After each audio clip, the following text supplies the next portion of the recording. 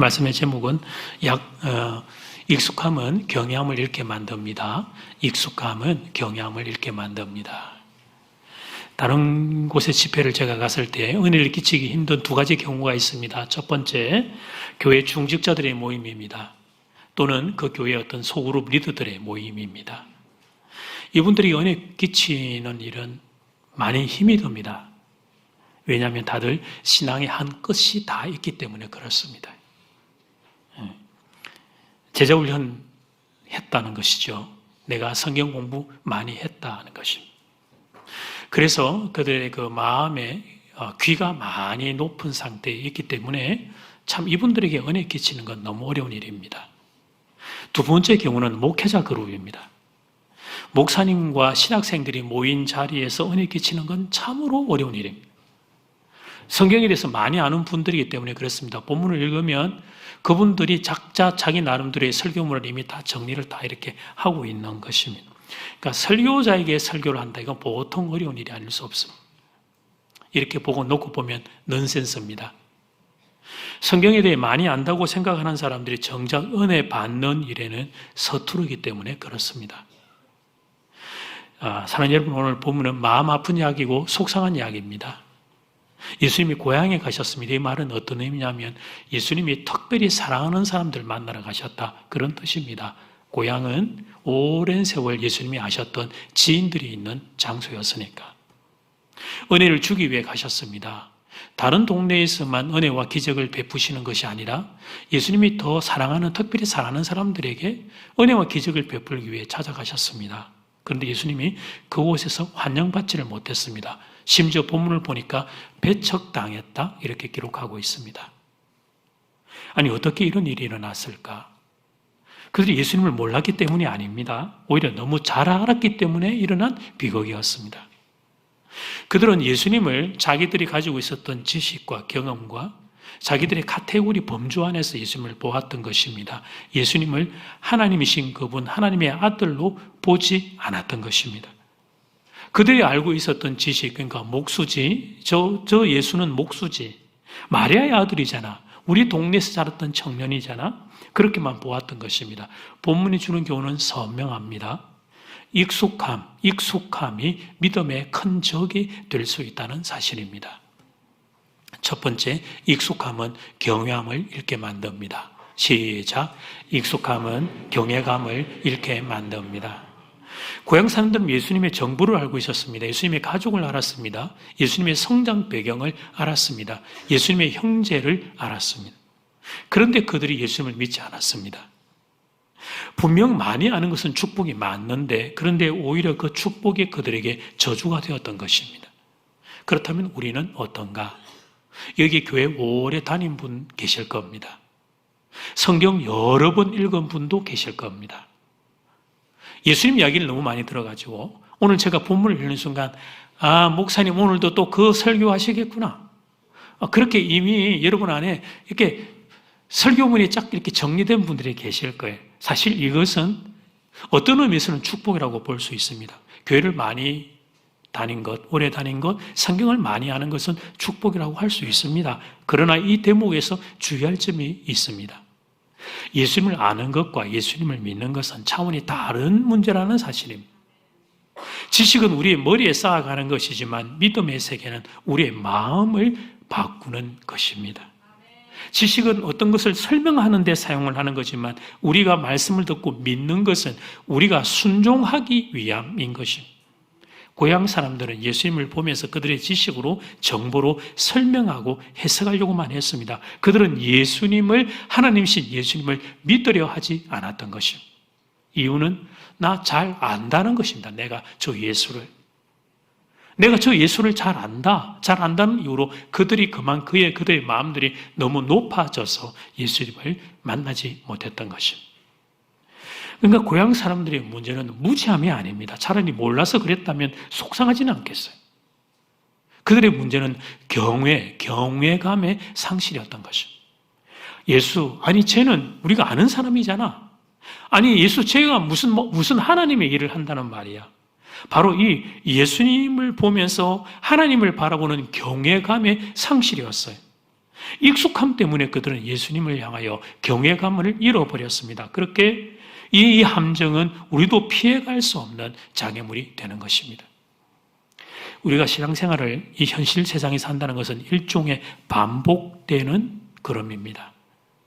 주일 예배 오늘 드리고 있지만 사실 지난 주일과 비교했을 때 특별히 다른 새로운 것이 있는 것은 아닙니다. 동일한 공간에 계시고 동일한 시간에 약속한 시간에 11시 반에 그리고 동일한 사람을 저를 보고 계시고 교들도 동일한 사람들을 여러분은 만나고 있습니다. 예배 흐름 또한 동일한 방식입니다. 그래서 자연스럽게 익숙해지게 됩니다. 처음 등록하고 1년 정도는 신선한 감격이 있을 겁니다. 모든 게 새롭고 그럴 것입니다. 그런데 1년 정도 지나면 예배에 익숙해지게 됩니다. 장전제일교회 본당에서는 어디에 위치 앉으면 목사님에게 들키지 않고 좋을 수 있다. 이제 이런 포지셔닝들을 다 알게 되는 거죠. 1년 정도 지나면. 자연스럽게 경외감이 우리에게서 사라지는 거예요. 그러니까 주일날 교회 올 때 컨디션에 따라 여러분 미리 마음을 먹는 날이 있잖아요. 나 오늘 좀 컨디션 안 좋아. 감기약 먹고 왔어. 그러니까 오늘 내가 설교 시간에는 난 좋을 거야. 그래서 오늘은 앞에 앉지 않고 뒤에 딱 거기 앉을 거야. 이제 이런 우리가 익숙함이 우리에게 가져오는 이런 함정이 있는 거예요. 오래전에 브리티시 위클리라는 잡지에 설교의 무용론이라는 글이 기재되었습니다. 여러분에게 들려드린 이야기지만 이건 꼭 다시 또 반복해서 들려드려야 될 이야기여서 이 사람이 이렇게 글을 올렸어요. 나는 30년 동안 교회를 다녔습니다. 30년 동안 약 3,000편의 설교를 들었지만 기억나는 설교는 단 한 편도 없습니다. 내 생각에 목사님들은 불필요하게 너무 많은 시간을 설교 준비에 허비하는 것 같습니다. 설교 준비에 사용하는 시간을 차라리 다른 곳에 사용하는 것이 훨씬 효율적이지 않을까요? 글을 이렇게 올렸어요. 설교 무용론에 대한 글이 올라가고 그 글에 대한 많은 찬반 댓글이 달렸습니다. 너는 어떻게 그렇게 똑똑하고 바르고 정말 기가 막힌 글을 썼냐 이런 찬성부터 또 반대되는 댓글들이 달렸어. 그런데 얼마 후에 이 논쟁을 잠재운 글 하나가 올라왔습니다. 나는 아내와 30년 결혼 생활을 했습니다. 결혼 기간에 아내는 저를 위하여 약 3만 끼의 식사를 준비했어. 30년이 지난 지금 정말 감동적이었던 식사는 한 끼도 기억하지 못합니다. 이래 말하면 죽는데 대한민국에서는 이 사람 보통 용기가 아니에요. 아내의 식사를 기억하지 못한다. 이런 말하면 안 되는데 아마 이게 영국이어서 그런 것 같아요. 하지만 분명히 아는 사실이 하나 있습니다. 기억조차 못하는 반복된 그 식사들이 오늘 내가 살도록 한 힘이 되었다는 사실입니다. 사랑하는 여러분, 저는 설교 준비를 할 때 이 한편의 설교에 목숨을 거는 마음으로 준비를 합니다. 오늘 설교를 통해 구원받는 사람 한 사람, 회복되는 사람 한 사람, 기적을 경험할 한 사람, 그 한 사람이라도 있기를 사모하고 소원하며 말씀을 준비합니다. 진액을 쏟아내며 최선을 다해 저는 그렇게 준비를 합니다. 그런데 여러분 입장에서는 매주 만나는 동일한 설교자가 된다는 것입니다. 설교자가 아무리 새로운 설교를 준비하여도 그도 역시 한계가 있는 인생입니다. 그 한 사람 설교자에게서 나오는 말투, 저의 유머, 즐겨 사용하는 어휘, 설교의 패턴 이런 것은 반복될 수밖에 없습니다. 사실 복음서를 읽어보면 예수님의 설교 또한 반복이었다는 것을 우리는 알게 됩니다. 그래서 회중은 현실적으로 어쩔 수 없이 모든 시대 모든 공간에 기독교인 회중은 익숙함이라는 장애물을 만나게 되는 것입니다. 그게 여러분 우리의 현실입니다. 그렇다고 이 익숙함을 깨뜨리기 위해 잦은 변화를 시도하는 건 더 어리석은 결정이 될 것입니다. 예를 들면 예배 순서를 막 매주 바꿔버린다든지 설교자를 막 매주 바꿔버린다든지 가만히 생각하면 이게 신선할 것 같지만 이것은 시간이 지나가면 더 큰 문제에 봉착하게 될 거예요. 그러니까 중요한 것은 형식을 바꾸려고 하는 것이 아니라 우리 마음, 이 마음을 새롭게 하는 일에 우리가 지혜를 발휘해야 하는 것입니다. 우리의 이 마음을, 이 익숙함이라는 현실은 어쩔 수 없이 우리가 맞이해야 하니까 우리의 마음을 어떻게 하면 잘 간직할 것인가 늘 이것에 대하여 깨어 있어야 되는 거예요. 성경은 그것을 어린아이 같은 마음이다, 가난한 마음이다, 그렇게 설명을 하고 있는데 하나님을 경외하는 마음이다. 이 마음이 익숙함의 환경, 현실, 장애물 앞에서도 잃어버리지 아니하도록 내 마음을 신앙생활이 30년, 50년 내가 직분이 아무리 무슨 직분일지라도 어린아이와 같이 하나님을 경외하는 마음이 내 안에 살아있도록 늘 노력하고 애써야 하는 것입니다. 여러분, 구약 이스라엘 백성들이 만나를 처음 경험했던 이스라엘 백성들의 반응은 신기함, 감동, 감격, 설레임 그 자체였어. 만나라고 하는 이 히브리어 단어거든요. 만나. 이걸 그냥 우리가 갖다 쓰는데 히브리어의 뜻이 뭐냐면 자막을 보시면 이것이 무엇이냐? What is this? 이런 말이에요. What is it? What is this? 근데 이것은 무언지를 정체를 몰라서 묻는 궁금함의 질문이 아니고 감탄의 탐복이었던 거죠. 아니 세상에 어디 이렇게 맛있는 음식이 있을 수 있단 말이야. 아니 이게 뭐야 도대체? 이게 뭔데 이렇게 맛있는 거야? 만나. 그게 만나예요. 이게 처음 만나를 접했던 이스라엘 백성들의 감격의 탄성이었습니다. 그런데 여러분 나중에는 어떻게 됩니까? 이것이 일상의 반복이 됐을 때 더 이상 만나는 감격과 설렘의 대상이 아니었습니다. 에이씨 입에 그냥 물린다 물려. 세상의 음식에 이것밖에 없나? 진짜 하나님은 진짜 재미없는 분이니까 맨날 똑같은 만나만 주해. 이런 반응이었습니다. 성경에 이렇게 기록되어 있지 않지만 이것보다 심하면 더 심했지. 하나님이 주신 축복 중에 축복이었던 만나, 그 만나를 지겨운 대상으로 인식을 했던 것입니다. 특히 2026년 대한민국을 살고 있는 여러분은 이 영적 시험이 얼마나 중요한 주제인지 모릅니다. 여러분의 스마트폰을 필두로 급속히 변하는 세상 한가운데서 우리는 살고 있습니다.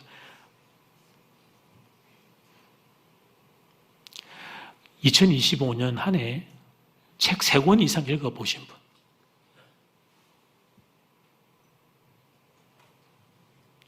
애들 보고 책 봐라, 공부하라. 참, 인간아, 지금 저한테 하는 소리입니다. 니나 책 읽어라. 아니, 성경책 뭐까지 제가 요구하지 않아요. 그냥 좀 여러분 좋은 책들 좀 이렇게 읽어봤냔 말이에요. 근데 그게 안 됩니다. 왜냐하면 우린 이미 영상 세대입니다. 여러분 우리가 영상에 우린 이미 다 중독되어 있습니다. 중독. 그래서 2시간짜리 영화 그것이 지겹다고 어떻게 하냐면 10분에서 20분 정도 압축된 요약본을 보잖아요. 근데 이제 그게 지겹다고 1분짜리 쇼츠 영상을 보는 시대입니다. 우리가. 우리의 습관, 우리의 삶의 패턴, 우리의 호흡, 우리의 감정, 우리의 모든 신경 이런 것들이요. 여러분 짧은 것, 새로운 것, 짜릿한 것 이런 것들로 우리가 다 이미 세팅이 그쪽으로 다 가 있습니다. 그래서 참 익숙하다는 것은 이건 참 저주처럼 여겨지는 그런 세대에 우리가 다 살고 있는 거죠. 그러니까 그런 시대와 공간 안에서 우리의 몸과 마음과 우리의 전 인격이 거기로 같이 흘러가고 있다는 사실을 늘 깨뚫어 볼 줄 알아야. 그래서 깨어 있어야 합니다. 깨어 있어야 돼요. 영적으로 깨어 있어야 돼요. 이런 익숙함 가운데도 하나님의 은혜를 경험하기 위하여 우리의 마음들을 잘 깨워야 합니다. 여러분, 우리는 똑같은 형식의 예배를 지난주에도 드렸고 오늘도 드리고 있고요. 아마도 여기는 수년을 반복해서 드리는 분들도 계실 것입니다. 그래서 이 익숙함이 근데 여러분에게 하나님을 만나는 데 장애물이 아니라 하나님의 임재를 확인하는 시간이 될 수 있도록 기도해야 하는 것입니다. 여러분 매일 새벽에 이스라엘 백성들이 만나를 이렇게 바구니나 그릇 같은 데 이렇게 주워 수확 담으면서 그때 이스라엘 백성들이 확인했던 게 하나 있어요. 마치 보고 계시는 게 이스라엘 백성들이 만나 수확하는 장면인데 여러분 저기 저 중앙의 뒤쪽에 보면 연세가 많은 할아버지 같은 분 한 분이 이렇게 손을 들고 하늘을 향하여 지금 이렇게 찬양하고 경배하잖아요. 왜 그랬냐면요. 이거 맛있다. 그건 육체적으로 입에서 하는 이야기지만 그들이 그곳에서 영적으로 그들이 고백했던 게 뭐냐면 하나님은 지금 여기에 임재하고 계신다는 고백이었습니다. 만나가 여기 있다는 건 무슨 말이냐면 하나님이 여기 지금 우리와 함께 계신다 그런 의미였습니다. 만나가 여기 있다는 건 하나님이 지금 여기에 우리와 함께 계신다는 거예요. 마찬가지입니다. 하나님 오늘 우리에게 예배를 허락하신다는 것은 하나님이 지금 여기에 임재하신다는 뜻이 되는 것입니다. 내가 예배 시간에 감동을 느끼든 느끼지 못하든 이 사실은 분명한 거예요. 지금 이 시간 예배 시간에 하나님이 임재하고 계시는 것입니다. 믿으시면 아멘. 그래서 여러분 그 공산주의 국가들의 지하교회 성도들은 내적인 갈등이 뭐냐면 바로 이 주제인 것입니다. 그곳에서는 주일에 모여서 성도들이 예배를 드리면 잡히면 포로수용소 또 심한 경우에는 사형을 당하기도 합니다. 그러니까 모여서 예배를 드릴 수가 없는 거죠. 생명의 위협 때문에. 그러니까 그들에게 내적인 갈등이 뭐냐면 예배도 허락되지 않는 이곳, 그러면 하나님은 지금 우리와 함께 계시지 않는 것이 아닌가. 그래서 그들은 하나님이 우리와 함께 계시는 걸 확인하고 싶어서 이 영광과 은혜를 붙잡고 싶어서 생명을 걸고 오히려 반대로 목숨을 걸고 예배에 드리는 일들을 선택하기도 하는 것입니다. 사랑하는 여러분, 당연하게 생각하면 안 됩니다. 오늘 이 시간 우리가 여기서 예배 드릴 수 있다는 것은 하나님이 여러분과 함께 계신다는 의미가 되는 것입니다. 그래서 제가 원하는 건 뭐냐면 여기 지금 함께 계시는 그 하나님을 예배 시간 가운데 만나기를 원하는 것입니다. 경험하기를 원하는 것입니다. 누리기를 원하는 것입니다. 그분과의 인격의 교제, 내 영혼을 터치하시는 그분의 손길, 더 나아가서 그분의 임재를 통하여 여러분이 기적을 경험하는 역사가 있기를 원하는 것입니다. 익숙함이라는 장애물은 어쩔 수 없는 거예요. 모든 시대와 모든 공간에 그리스도인들 그들에게 있었던 현실적인 그것은 좌표였어. 중요한 것은 그 장애물을 어떻게 극복할 것이냐. 내 마음을 어떻게 어린아이와 같은 마음으로 하나님을 경외하는 마음을 내가 잘 간직해서 그런 익숙함을 뛰어넘고 주님을 만날 것이냐. 이것이 결국 우리의 성부이고 우리의 신앙의 영적인 실험이 되는 것입니다. 천국 갈 때까지 하나님 우리에게 매주일 주일 예배를 허락하시길 제가 사모하는데 여러분 매주일 우리가 예배 드릴 수 있다는 걸 당연하게 계시면 안 돼요. 특별한 하나님의 축복을 참 감사하게도 우리가 누리고 있는 거예요. 그런데 그 축복이 익숙해지면 장애물이 될 수 있는데 장애물을 뛰어넘어서 저는 여러분이 매주일의 예배에 하나님을 경외하는 마음으로 하나님을 두려워하고 사모하는 마음으로 하나님 은혜를 기대하는 마음으로 살아계신 예수님, 살아계신 하나님을 만나는 영적인 호흡이 살아있어서 그분과 교제하는 은혜를 누리는 복된 인생 되기를 주의 이름으로 축복합니다. 두 번째, 불신앙은 예수님의 능력을 제한합니다. 시작. 불신앙은 예수님의 능력을 제한합니다. 예수님께서 기적을 행하지 않으신 두 번째 이유, 그러니까 첫 번째는 익숙함의 장애물들이 그들이 예수님을 만나지 못했고, 그 다음에 예수님이 기적을 행하지 않으신 두 번째 이유가 있는데, 그래서 나사렛 사람들이 예수님 믿지 않았기 때문입니다. 5절, 6절 상반절 말씀. 자, 같이 시작. 거기서는 아무 권능도 행하실 수 없어.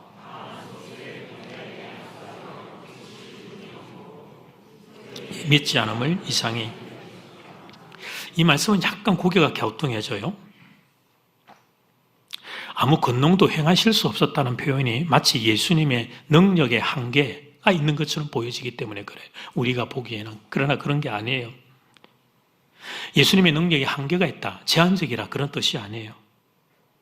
이 말씀의 의미는 뭐냐면 그들이 예수님을 믿지 않기 때문에 예수님이 그들을 향하여 펴셨던 기적의 축복의 손을 거두어 들이셨다, 그런 뜻이에요. 그래서 이 소수의 병자들은 치유받았잖아요. 그러니까 이 사람들은 예수님을 향하여 나와 사모했기에 그들에게는 허락하셨지만 원하지 않는 이들, 믿지 않는 이들에게는 주님이 그 치유와 기적의 손을 거두어 들이셨다, 그런 의미인 거예요. 동일한 사건이 마태복음 13장에 나오는데 마태복음 13장 58절이 그것을 이렇게 지지합니다. 그들이 믿지 않음으로 말미암아 거기서 예수님 많은 능력을 행하지 않으셨다. 나사렛 사람들이 예수님을 믿지 않으시기에 예수님께서 능력을 행하시려고 베푸셨던 손, 그들에게 능력과 기적과 축복을 주고자 찾아가셨던 주님이 그것을 거두어 들이신 거예요. 예수님에게 능력 없는 것이 아니라 능력 베풀기를 멈추신 것이었습니다. 여기서 우리가 알게 되는 사실이 하나 있습니다. 하나님의 역사와 우리의 믿음이 함께 간다는 것입니다. 믿음이 없는 곳에서는 하나님이 역사하지 않습니다. 그러나 믿음이 있는 곳에서는 하나님의 역사하십니다. 물론 이런 상관관계 관계없이 초자연적인 하나님의 기적이 그렇게 강권적으로 나타나기도 합니다. 그러나 일반적이고 가장 기본적인 경우 그것은 믿음이 있는 곳에서 하나님이 기적 나타내기를 즐거워하신다는 것입니다. 자, 예를 들어 봅시다. 현실적으로 이게 정말 논리가 맞는지. 두 개의 교회가 있습니다. 첫 번째 교회, 예배 시간이 엉망입니다. 예배 시간이 엉망, 막 떠들고 시끄럽고 들락날락하고 예배 시간에 뭐 정시에도 시작을 못해요. 막 교우들이 막 늦게 오고 빨리 가고. 그 교회는 기도회도 없어요. 뭐 새벽기도, 금요기도회도 없고 기도도 없고 예배도 엉망이고 그런 한 교회가 있어요. 두 번째 교회, 예배도의 성도들이 은혜를 얼마나 뜨겁게 사모하는지 열정을 다해 찬양을 합니다. 말씀을 받을 때 간절한 마음으로 오늘 저 말씀이 내 말씀이야. 그렇게 교대에 다 말씀을 받고 기도를 할 때 온 힘을 다해 기도합니다. 사랑하는 여러분, 두 교회 중에 하나님이 어느 교회에 은혜를 부어주시겠습니까? 그렇습니다. 당연히 두 번째 교회입니다. 두 번째. 그래야 그 하나님이 공평하신 하나님이 되는 것 아니겠습니까? 그러면 여러분, 우리 개인은 어때요? 한 사람은 어떤 성도에게 하나님이 은혜를 주실까요? 어떤 성도에게 하나님이 은혜를 주셔야 그게 정말 그 하나님이 공평하신 하나님이 맞는 걸까요? 은혜를 주시든 안 주시든 알아서 하시고, 나는 교회는 나와야 되니까 나왔고, 하나님 은혜 안 주셔도 살만합니다. 이 정도 내 돈 있고 내 이 정도 위치면 내 살만합니다. 조금 뒤에서 밀어주면 좋긴 하겠지만 바쁘시면 안 해도 됩니다. 그런 성도에게 은혜가 임하면 그것을 기적이라고 부르는 거예요. 기적이라고. 하나님의 은혜는 사모하는 심령 위에 임하는 것입니다. 하나님이 생명이라는 것을 믿고 하나님이 축복이라는 걸 믿고 간절히 구하는 심령 위에 임하는 거예요. 그것이 은혜와 기적을 경험하는 신앙생활의 원칙. 그래서 하나님이 사무엘상에서 이렇게 말씀하신 거예요. 엘리 제사장의 두 아들 홈리 비나스, 자막을 띄워놓으셔도 돼요. 그걸 경험하면서 사무엘을 바라보며 사무엘과 우리에게 주신 말씀, 나를 하나님을 존중히 여기는 자를 내가 하나님이 존중히 여기고 나를 하나님을 멸시하는 자는 나 하나님이 그를 멸시하리라. 여러분, 우리가 하나님을 멸시하면서 하나님 보고 나를 존중히 여겨달라는 게 그게 맞는 요청이에요? 저는 여러분이 하나님을 존중히 여김으로 하나님께 존중히 여김을 받는 귀한 복을 누리시기를 축복합니다. 복음서를 보면 밭에 감추인 보화의 비유가 나옵니다. 한 사람이 밭에서 일을 하다가 보화가 땅에 묻혀 있는 걸 발견을 했어요. 그 당시는 은행이 없었기 때문에 사람들이 보화를 땅에, 밭에 감추어 두었습니다. 그게 가장 확실하다고 보았던 거죠. 물론 이제 홍수가 나서 물이 내려가는 곳에는 당연히 안 했겠죠. 그러나 거기는 건조한 땅이기 때문에 그런 것을 제외하고는 밭에는 이렇게 물의 피해가 없는 곳을 골라가지고 그렇게 보화를 숨겨 놓았어요. 어느 가장이 그렇게 이제 숨겨 놓고 이게 이제 비밀이 새 나가면 가족한테 이야기를 하도 아니까 가족한테도 말을 하지 않고 자기가 일단 숨겨 놓았는데 갑자기 이 사람이 이 땅을 떠나 그냥 하늘나라로 가버리게 된 거예요. 그래서 이게 그냥 이 비밀이 그냥 묻혀버려서 아무도 모르는 상태가 된 거예요. 그리고 일정 세월이 지나갔어. 그 밭에 한 품꾼이 일을 하러 왔다가 땅을 캐다가 우연히 그 보화를 발견해서 밭에 감추인 보화입니다. 땅 파다가 여러분도 금덩어리 발견하기를 축복합니다. 요즘 금이 금값이라는데. 그러고 난 다음에 이 사람이 자기 소유를 팔아가지고 이 밭을 샀습니다. 그 당시에 토지거래법은 밭을 소유하게 되면 그 밭에서 나오는 모든 것을 소유한 사람이 가져갈 수 있도록 그렇게 되어 있었어요. 땅을 파서 뭐 나오면 그것도 다 그 사람 거예요. 기름이 나오든 뭐 이제 금덩어리가 나오든. 근데 동네 사람들은 보면서 이 사람을 보면 이제 이렇게 이야기를 한 거예요. 왜냐하면 밭의 가치가 별로 뭐 그저 그랬던 거예요. 밭의 가치가. 그저 그런 그 밭을 위해서 예를 들면 밭의 가치가 한 1억 되는데 이 사람이 자기 전 재산 3억인지 5억인지 모르지만 그걸 다 집어넣어가지고 그걸 샀으니 이 사람 머리 나쁘다. 이 바보 같은 녀석. 왜 그러냐 이렇게 이야기를 했겠죠. 근데 그 사람은 알았습니다. 자기가 산 밭이 얼마나 귀한지를 이 사람은 알았어요. 왜냐하면 이유는 간단해요. 이 사람은 그 밭에서 보화를 보았기 때문입니다. 신앙의 세계가 마치 이와 같은 것입니다. 믿음의 세계 밖에 있는 이들 눈에 성도들처럼 어리석은 사람들이 또 어디 있겠습니까? 시간은 헌신하지. 여러분이 귀한 주일날 여행 가거나 쉬거나 할 귀한 주일날 여러분 지금 시간을 여기 와서 계셔요. 와서 여러분 몸을 다해서 충성하고 봉사하지. 그리고 가만 보니까 물질 헌금까지 갖다가 올려드리네. 아니 도대체 이 바쁜 세상에 왜 돈까지 갖다 드리면서 이렇게 하는지 세상 사람들은 이해가 안 됩니다. 지난 주간은 특별 새벽 기도회가 있었습니다. 이 추운 겨울 이 이른 새벽에 뭐 한다고 애들까지 들쳐업고는 다들 몰려 나오고 있는지 세상 사람은 그 이유를 도통 알 수가 없는 것입니다.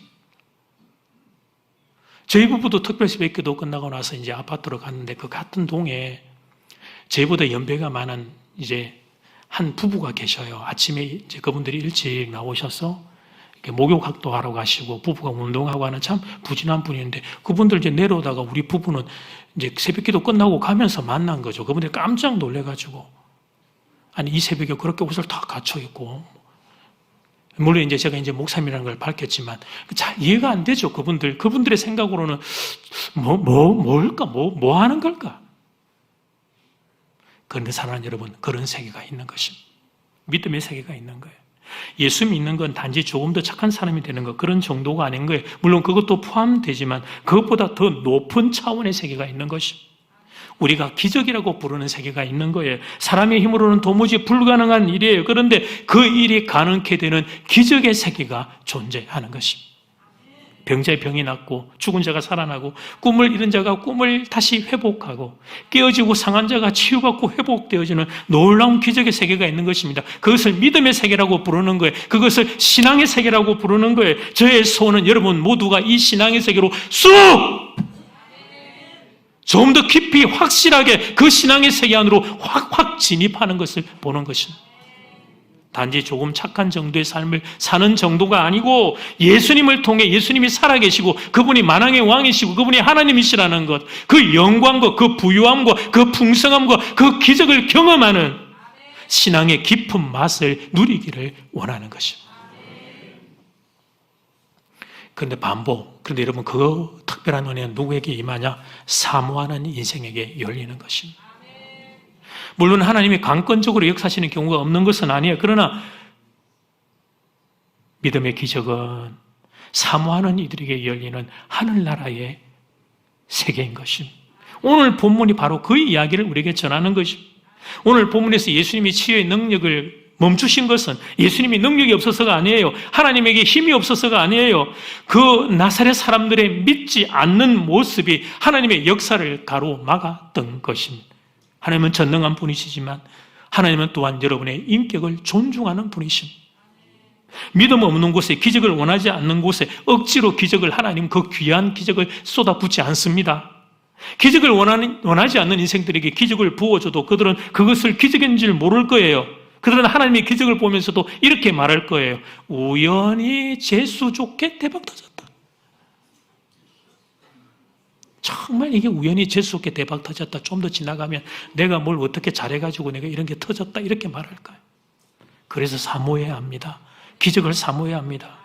그래서 우리가 여러분 그 사람들은 기적의 세계를 경험하면서 하나님이 살아계시는 걸 알게 되고 하나님에 대한 더 넓은 하나님에 대한 신지식, 인식들이 확장되면서 이들의 신앙은 더 높아지고 더 깊어지고 그래서 살아계신 하나님과의 동행의 세계들이 열리게 되는 거죠. 이것을 믿음의 세계라 신앙의 세계라 부르는 것입니다. 오늘 이 시간 제가 여러분을 대표해서 예수님 앞에 간청을 드리고자 합니다. 예수님이 하나님이심을 믿습니다. 질병을 고치는 치유자이심을 믿습니다. 그러니까 이 시간 사랑하는 교우들의 질병을 고쳐 주시옵소서. 진로의 문제를 인하여 탄식하며 우는 교우들을 불쌍히 여기셔서 닫힌 문들을 열어 주시옵소서. 하나님의 은혜와 능력을 사모하는 교우들에게 하나님의 은혜와 능력을 부어 주시옵소서. 결론입니다. 목회자도 신앙의 스타일이 있습니다. 여러분이 동의하시든 안 하시든 상관없이 저는 제가 개인적으로 생각할 때 저 자신을 저는 상당히 지적이며 저는 인텔리전트하고 이성적인 목회자라고 이 연사는 생각하는 바입니다. 동의 안 하셔도 상관없습니다. 제가 그렇게 생각한다는 거예요. 아니 저는 저 자신이 이렇게 설교 준비를 하면 제가 저 자신이 먼저 설득이 돼야 돼요. 저는 제가 이해도 못한 걸 이렇게 설교를 할 줄 모릅니다. 그래서 한 번씩 이런 생각을 해요. 진짜 제가 얼마나 수준이 높은지를 여러분에게 알려드리기 위해 나도 모르고 여러분도 모르는 설교를 한번 해볼까 싶어요. 그 히브리어 이런 거 원어, 제가 공부 많이 했거든요. 헬라어 이런 거 해가지고 막 어렵게 막 해가지고 하면 여러분이 저를 좀 경외하지 않을까. 목사님 수준이 높구나. 근데 일단 저는 제가 말씀 앞에 제가 설득이 되고 제가 감동을 받아야 돼요. 이게 정말 하나님이 나를 만나주신 말씀 가지고 여러분을 만나고 싶어요. 책을 많이 보고 그래서 제가 고민하고 씹고 씹어가지고 여러분에게 그냥 이렇게 넣어줄 수 있도록 말씀을 가장 정말 단순하고 쉽게 해가지고 이제 이렇게 전하고 있는데 어쨌든 여러분 저는 좀 지적인 동의가 안 되겠다마는 하여튼 그런 쪽 스타일이에요. 무슨 이야기 하고 싶으냐면 신비주의, 은사주의가는 거리가 멀어요, 제가. 그런데 여러분이 아프면 저는 기도합니다. 예수님께 치유의 기적을 베풀어 달라고 기도합니다. 여러분이 아프다는 소식을 전화로 들으면 직접 또는 부벽자를 통해 전화를 받자마자 목양실에서 바로 전화를 놓자마자 무릎 꿇고 기도합니다. 하나님, 사랑하는 교우를 좀 만져주십시오. 고쳐주십시오. 병원에서 안 됐다 했다 하더라도 그래서 병원에서 그 병은 난치병이라 말했다 하더라도 그래도 아니 그래서 그렇기 때문에 저는 예수님 앞에 더 간절하게 기도합니다. 예수님 병원에서 안 된다 합니다. 예수님 나도 아무것도 못하겠습니다. 그러니까 예수님이 좀 고쳐주십시오. 예수님의 치유하심을 구하게 됩니다. 그게 목자로서의 저의 마음이고 영적인 부모로서의 저의 마음이죠. 예수님이 여러분의 병을 고쳐주시면 좋겠습니다. 여러분의 병이 그 병이 어떤 병일지라도 예수님이 여러분의 병을 이 종의 기도를 듣고 고쳐주시면 좋겠어요. 정말로. 예. 그래서 사랑하는 여러분, 제가 이 외에는 말씀드리면 여러분도 여러분 자신도 이런 마음이 있기를 원하는 것입니다. 세상은 안 된다고 그랬지만 그러나 예수님이 하시면 될 수 있음을 믿는 것입니다. 그 믿음으로 예수님께 간절히 구하는 거예요. 간절히 구하는 거예요. 이성적이고 합리적이고 이런 신앙생활을 하지 말자는 게 아니고 그건 기본 베이스죠. 기본 베이스. 도덕적인 신앙생활을 하는 건 기본 베이스죠. 그러나 그 위에 그걸 뛰어넘는 영적인 세계, 기적의 세계, 신앙의 세계가 있으니까 하나님 앞에 엎드려 구하잔 말이에요. 그리고 예수님이 그들을 불쌍히 여겨주신다면 저는 그 자리에 기적이 일어날 줄 믿습니다. 그날을 바라보고 여러분 저도 여러분도 오늘 이 예수님의 고향의 사람들처럼 예수님이 오셨는데 만나지 못하고 은혜와 기적을 경험하지 못하고 주님의 기적의 손을 숨기게 하는 인생들이 아니라 이 시간 예수님이 손들고 여러분에게 은혜와 기적을 베풀고자 손들고 있는데 주여 그 손을 내게로 향하여 주시옵소서. 그 은혜를 나와 우리 교회와 우리 가정과 이 나라 이 민족에 펼쳐 부어 주시옵소서. 그래서 그 은혜를 경험하며 사는 여러분 모두가 되기를 주의 이름으로 축복합니다. 찬양.